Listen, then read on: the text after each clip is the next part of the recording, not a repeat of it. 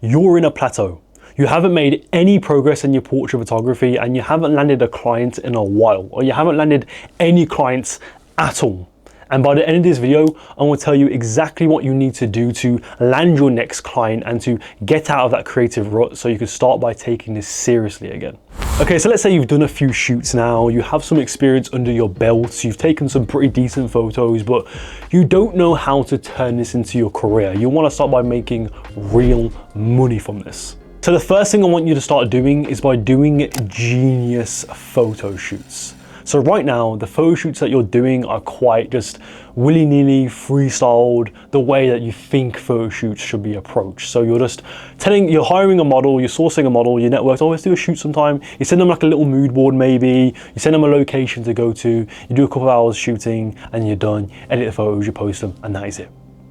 But what if I told you this is the wrong way to approach your photo shoots? You need to start by doing genius shoots. And what are genius shoots? Well, genius shoots are when you plan out the photo shoots, you take them super seriously, you source a team, you budget the photo shoot, and you think of a really cool concept for that shoot. So when I say planning, I don't just mean by creating like a little mood board or something like that, like you probably do right now, and just like a little clutter of photos and a little picture, a little PDF. Like I want you to start by creating like extensive slideshows talking about everything that you want to do for the photo shoot. Every portrait and fashion photographer that I know, like the big ones that are quite successful, do this exact thing. They make like 20, sometimes even 30, 40 page PDFs where they're explaining all their intentions. They're going through the shot list. They're telling you, okay, what styling do I want for the shoot? What makeup do I want? What type of models do I want? The location ideas or specific locations in mind. They have a theme. They actually have like a cool concept for the shoot in general. They have a story that they want to show off. They're going all out for it. They're thinking about everything in the photo shoot. They're even thinking about the lighting and the gear that they're going to use and the type of shots that they want to get.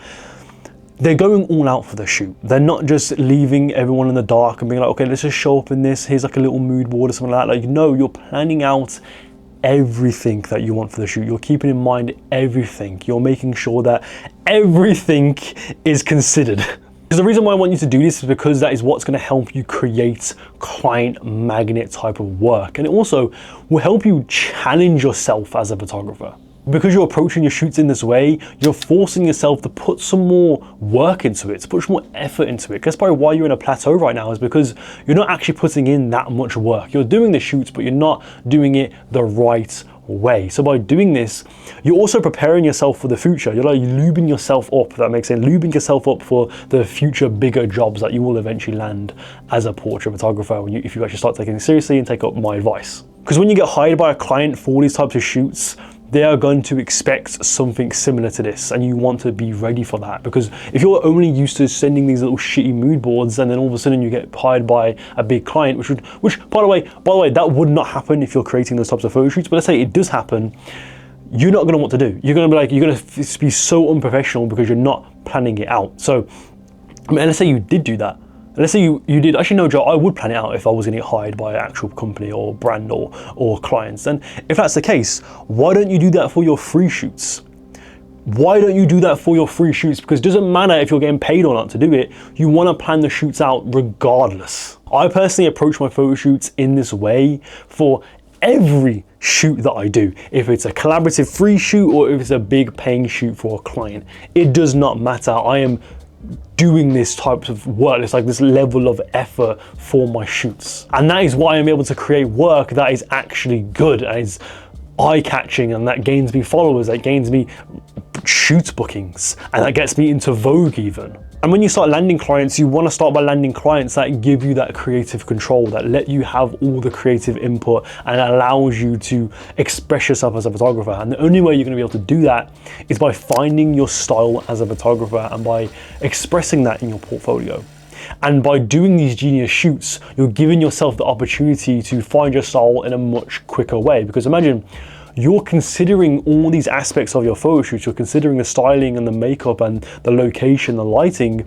All of that consists of your style. All that is in your style as a photographer. So when you're actively considering of every little thing of that, and you're actually like, you're forcing yourself to think about the exact styling for the shoots and for the makeup or whatever. Yeah, you put in some more effort there, but because you're doing that, you're allowing yourself to take full control of your shoots. Like for all of my shoots that I do, every single little aspect of the photo shoot, the lighting to the styling to the poses, is all from me. It's all from me being like, okay, I wanted this type of styling, I wanted it. None of it was unintentional. None of it was like, oh, I wasn't really expecting that to come up. I wasn't really expecting that model to wear this or anything like that. Like, I know exactly what's going to happen. So all my photo shoots are fully controlled and have this very coherent style to it. Going back to the point of challenging yourself, you want to really try out new things. Find out what you actually like as a photographer, but do different styles, do different types of outfits, different types of lighting, different types of gear choices maybe. You're doing that because then once you are doing all these different types of styles, you can find out what you actually like and what you want to stick to in the future. And when you want to start getting these photo shoots done, start by cold outreaching. Go out your way to message a model, to message a makeup artist, to message a stylist on Instagram or on LinkedIn or whatever it is, Facebook, I don't know, right? To find them to collaborate with you. Because you'd be surprised how many creators out there that are willing to work with you for completely free. Guys, free. You don't have to hire them. You don't have to pay their rates or something like that. Some will ask for that, but for the most part, you will find a makeup artist or a stylist that is willing to work with you for free. Because I want you to start by putting the responsibility into your own hands now. Because if you want to become a successful portrait photographer, you're going to have to go out your way to put in all the effort and all the work to do so.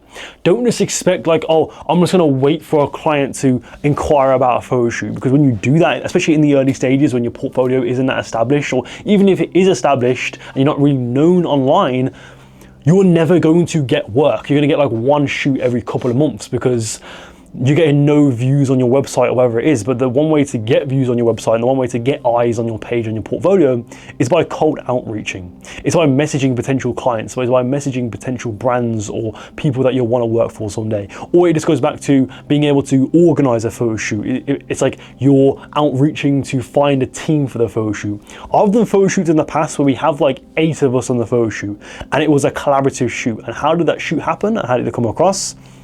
From me. From this guy right here. I had cold outreach to all the whole entire team, the whole crew. I messaged every single one of them going, are you free on this day? And so I made group chats. I'm like, okay, who's free on what date? Let's get it sorted. I'm allocating the roles to each person. I'm telling them, I'm sending them that PDF, exactly what I'm talking about, where it's like, sending that brief of showing off my intentions and anything like that. The stylist knows what they're going to do, the makeup artist knows what they're going to do, the assistants know what they're going to do, whatever is on the shoot, they're going to know exactly what to do next. And those shoots wouldn't have been possible if it wasn't for me, going out my way to get that photo shoot done. I didn't just rely on them to message me and be like, okay, they'll probably message me about a photo shoot idea someday. Like, no, I did that. I produced it. I'm bragging here, but I did all the effort. That shoot only happened because of me. Obviously, I had the help of everyone else to make the photo shoot possible, but I was the one who was able to get the photo shoot done in the first place. You know what I mean?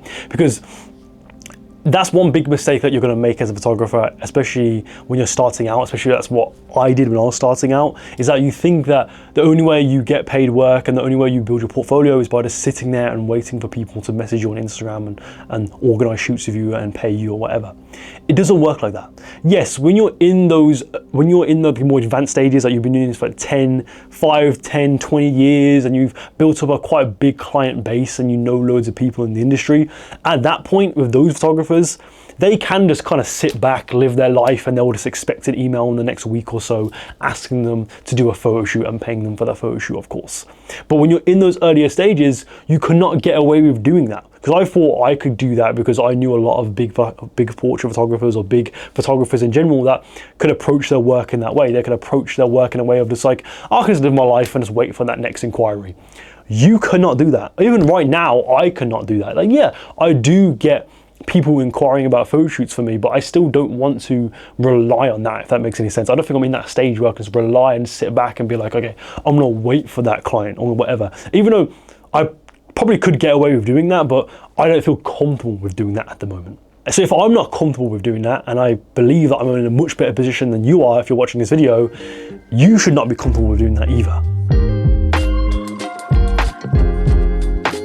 So from now on, I just want you to repeat these genius shoots. I want you to start by creating PDF proposals and photography briefs. I want you to start outreaching to source a team for a photo shoot. I want you to take it super seriously now. I also want you to experiment. I want you to try new things every time. Find yourself as a photographer to be able to find your style so you can show that off to potential clients that will want to hire you someday. And start by thinking beyond your gear in your photography. Start by just thinking about, okay, oh, do I need to buy a new lens, or do I need to buy a new camera or new light equipment or something like that, right? No, think about, okay, how could you switch up the styling or the types of models that you like to shoot or the location that you like to shoot in. Think about that, because sometimes it's not your gear that is limiting you from taking better photos. Sometimes it's the neglection. It's you neglecting the external factors and the more underrated factors of your photo shoots, like your makeup, like your styling, like your poses, like the types of models that you want to shoot, etc. So let's say now you're watching the video and you're like, oh, I don't have time for that, it's too much effort, blah, blah, blah, blah, blah. I'll never become a successful photographer, whatever. Don't worry. Routine is very important. I would suggest that you create a time block once or twice, or sometimes maybe even 3 times a week, where you spend that time just thinking and breathing photography. You spend like 2 hours every other day just only doing photography related things. Don't separate it, by the way. Put it into one time block so you can just put all the focus on that time block for that one part of the day, and you can move on. What do you want to do in that time? You want to do the stuff I've been telling you in this video. Preparing for the photo shoot, thinking of a photo shoot concept, doing all of that sort of stuff. Sourcing a team, outreaching to brands or clients so that you want to work for someday. Even something as basic as moving your website around, fixing your website, whatever it is, you can do that. Because I have a student on my photography program, by the way, top link below, and it's like personal training as well as courses and stuff like that. And there's a student on there, and he has a family. He has a mortgage, he has a full-time job, but yet I go on the weekly calls with him, and he still has time to put some effort towards his photography. He's already booked like 2 or 3 photo shoots this month. He's showing me these extensive PDF photography proposals and briefs that he's made for these photo shoots, and he hasn't done the photo shoots just yet, but he's booked them in, and I guarantee you those photos are going to be the best photos he's ever taken. That's all he needed, was that little push and that little piece of advice to elevate his work and to get out of that plateau so you can start by creating amazing work again. And if you want to talk to me personally about your photography and get access to super informative courses that will tell you everything that I know about this industry so you can make the fastest progress possible, again, click the top link below, join today. It's very cheap, guys, just join it. I've made it cheap so you can all access it. It's not expensive. It's like the price of an SD card, you know what I mean? Like, you spend thousands of pounds on your camera gear. What is this investment? It's like $47 a month at the moment. It's nothing. So yeah, click the top link below and join today. I think you'd be brain dead if you want to join, but whatever. Another question that you may ask me right now is, how many shoots should you do a month? For your stage in your career at the moment, I would say about 1 to 3. Like, that is like the minimum or maximum that you could go to without feeling burnt out and feeling like you don't have enough time to put into to do the photo shoots. There's another student on my photography program, and he's more of a beginner. Like, he's kind of starting out. He's still kind of learning the basics and learning how to light and pose and compose an image. And he does like 1 shoot a week.